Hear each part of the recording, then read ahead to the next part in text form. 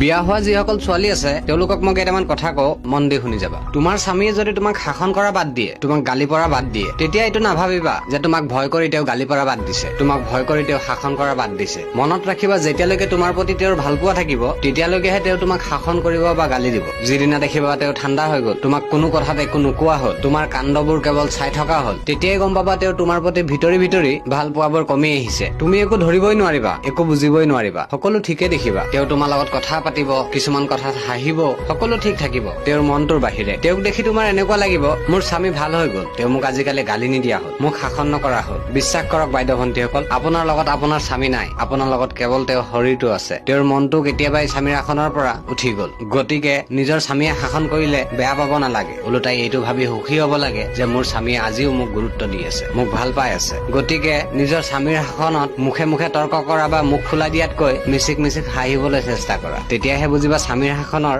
মজা কি। কথাখিনি যিসকলে বুজি পাইছা তেওঁলোকেহে লাইক কমেন্ট কৰিবা। আৰু এটা কথা, ভিডিঅ'টো কোনে কোন জিলাৰ পৰা চাই আছা জনাবলৈ নাপাহৰিবা। ধন্যবাদ।